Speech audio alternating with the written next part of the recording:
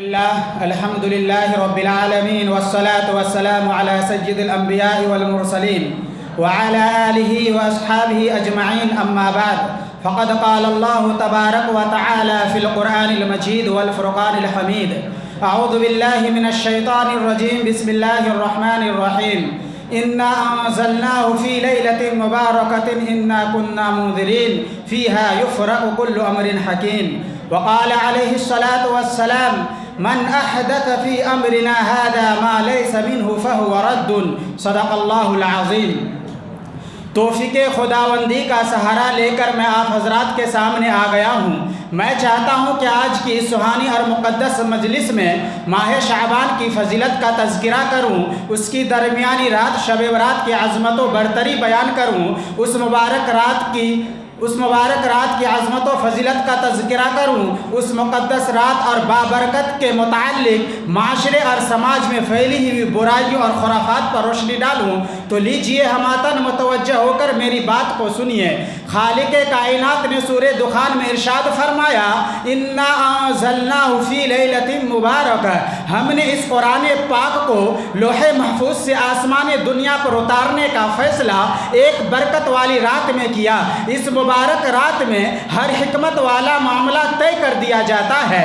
سرکار دو عالم صلی اللہ علیہ وسلم نے ارشاد فرمایا جس نے دین اسلام اور مذہب اسلام میں اس چیز کو پیدا کیا جس کا دین سے کوئی سروکار نہیں تو وہ مردود ہے۔ محترم حضرات، یہی وہ مبارک رات ہے جس کے بارے میں شہنشاہ بطحہ تاجدار مدینہ احمد مجتبی محمد مصطفیٰ صلی اللہ علیہ وسلم نے ارشاد فرمایا شعبان شہری و رمضان شہر اللہ، کہ شعبان میرا مہینہ ہے اور رمضان اللہ کا مہینہ ہے۔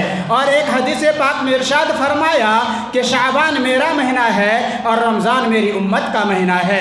محترم حضرات، یہی وہ مبارک رات ہے جس میں رب ذوالجلال رحمتوں کے دروازے کھول دیتا ہے۔ یہی وہ مبارک رات ہے جس میں اللہ پاک کی تجلیات کا آسمان دنیا پر نزول ہوتا ہے۔ یہی وہ مبارک رات ہے جس میں انعامات کی بارش ہوتی ہے۔ یہی وہ مبارک رات ہے جس میں رحمت تقسیم نہیں لٹائی جاتی ہے۔ یہی وہ مبارک رات ہے جس میں اعلان عام ہوتا ہے کہ ہے کوئی استغفار کرنے والا اس کی مغفرت کی جائے، ہے کوئی مصیبتوں میں گرفتار ہونے والا اسے نجات عطا کی جائے۔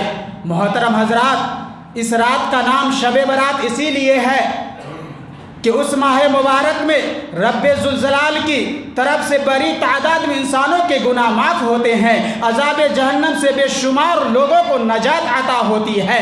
اس مبارک رات میں تمام امور کا فیصلہ ہو جاتا ہے، کتنا اناج پیدا ہوگا وہ بھی لکھ دیا جاتا ہے، جنگ ہوگی یا نہیں وہ بھی لکھ دیا جاتا ہے، فتح ہوگی یا شکست وہ بھی لکھ دیا جاتا ہے، پانی کتنا برسے گا وہ بھی لکھ دیا جاتا ہے، کون مرے گا کون جیے گا وہ بھی لکھ دیا جاتا ہے، کون حج بیت اللہ شریف کرے گا وہ بھی لکھ دیا جاتا ہے، کس کو کتنی روزی ملے گی وہ بھی لکھ دیا جاتا ہے۔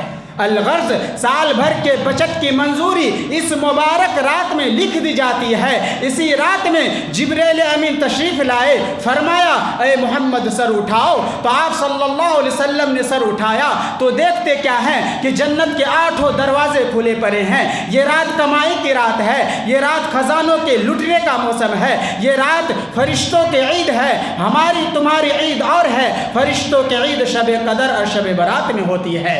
اسی مبارک رات میں مبارک ہیں وہ لوگ جو اس مبارک رات میں اللہ کی بندگی اور اس کی عبادت کرتے ہیں، دربار خداوندی میں اپنی ضروریات اور حاجات کی درخواست پیش کرتے ہیں اور خدا پاک ان کی درخواستوں کو قبولیت سے نوازتا ہے۔ محترم حضرات، شب برات عید بقرعید کی طرح کوئی تہوار نہیں، کوئی جشن نہیں، بلکہ یہ تو اللہ تعالیٰ کی طرف سے ہم لوگ کے لیے ایک تحفہ ہے۔ سرکار دو عالم صلی اللہ علیہ وسلم اس مبارک رات میں بہت زیادہ عبادت فرماتے، قبرستان تشریف لے جاتے، مردوں کے لیے دعائے مغفرت کرتے اور دوسرے دن روزہ رکھتے۔